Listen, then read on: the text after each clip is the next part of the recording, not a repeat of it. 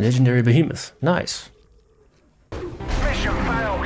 Hello there, I'm the TheNightmareDuke, and welcome to another Fallout 76 video, where today we're going to be taking a look at a weapon that I pretty much last took a look at a year ago when I first started posting vids for 76, and I want to do a whole bunch of content for August, so if there's any weapon rolls you'd like to see, or builds, or perk cards, or whatever, then slap them down in the comment section, and if it would be cool for a vid and I can fit it in, then I'll check it out. So be sure to like and subscribe and stick around if you're interested in that.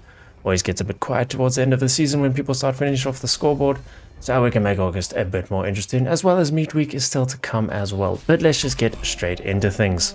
So the Plasma Flamer, specifically the Enclave Plasma Flamer, made quite the noise last year and everyone was scrambling to get one because, well, it's not the easiest weapon to get a hold of, particularly the Flamer mod for it.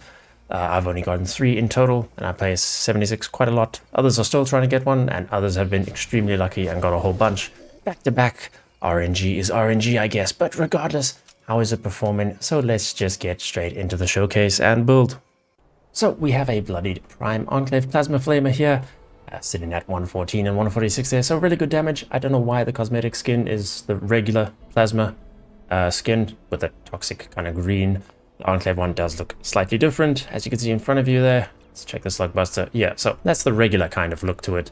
So that's just a visual bug at the moment. But yeah, that's the roll that we're going to be using for the video. So let's just go take a look at the build real quick. And for the build, we just have the usual kind of rifleman setup. I'm going with sneak perks here as well, even though it is a loud weapon and you won't always be able to sneak.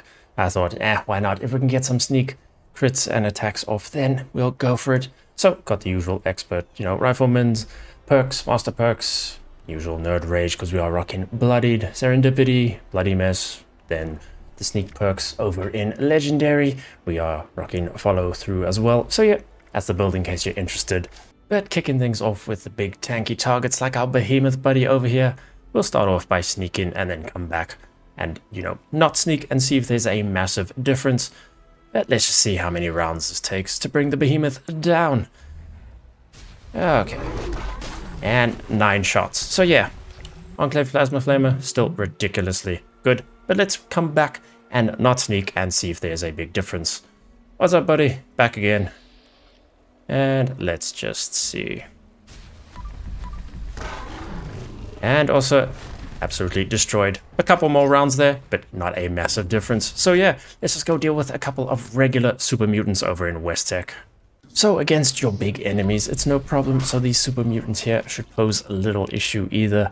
Whatever level they are, couple rounds and they are no more. So yeah, really efficient on the ammo usage. Again, you can save even more ammo if you manage to keep your sneak status going. But even if you're not, you're still going to be shredding through these enemies with not much difference. Can actually opt for something like a vampire's version then.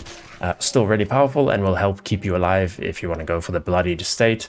So the build can take that route as well if you want. But yeah, these super mutants, no issue here. And it's also worth pointing out, even if you can't get your hands on an Enclave Flamer, the Slugbuster or just your regular Plasma Flamers with a good roll performs just as well.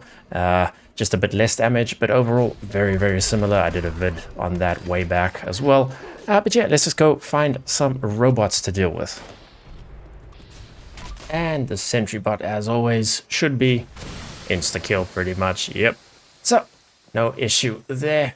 But now for some Mr. Gutsies and Protectrons.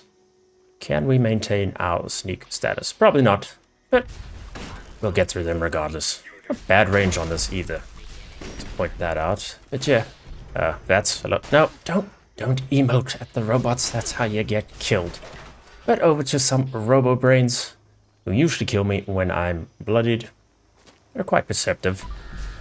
Okay, 1 dealt with, 2 to go. What's up, buddy? And dealt with. And we have survived the encounter. So let's go bug a Deathclaw, shall we? I know you're around here somewhere, buddy. There you are. Nice. And go for the belly.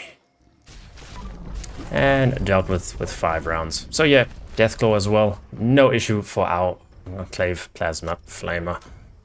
And over to some ghouls, because there's another nice thing about the Flamer, and that is it's got some great crowd control. Got some minor dudes here, but we'll just ignore them for the moment. Let's just try rally some of these ghouls. So yeah, the nice thing is that the flamer does go through enemies, so especially when they're stacked up or rushing you, you can hit multiple of them with the one, flame, because it just goes through each one consecutively. And yeah, makes crowd control quite nice. So yeah, if you're ever in a situation, don't forget that your shots will go through the first enemy to the one at the back. And yeah, really good damage, so should help you out there, no problem. But there you have it, a year later, and the flamer is still ridiculously strong and a great weapon to use. Like I said, I want to do a lot in August, so if you enjoyed this, then hey, consider liking and subscribing and sticking around. If there's something you'd like to see in particular, chuck it in the comment section and I'll be browsing there and see what I can do. Maybe I can slot it in at some point during the month. But as always, a big thank you to the channel members for their support. Thanks so much for watching, and I'll see you in the next one.